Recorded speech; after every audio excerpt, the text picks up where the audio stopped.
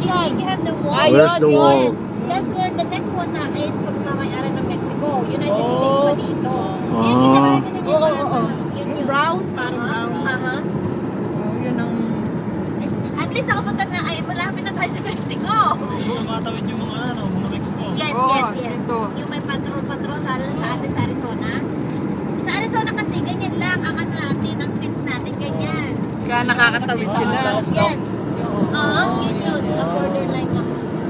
Kaya pala Di ba sinasabi ko sa'yo all the way back home, pero iba yung ay all the way to sa Checo, iba yung pinagdaan natin daanan.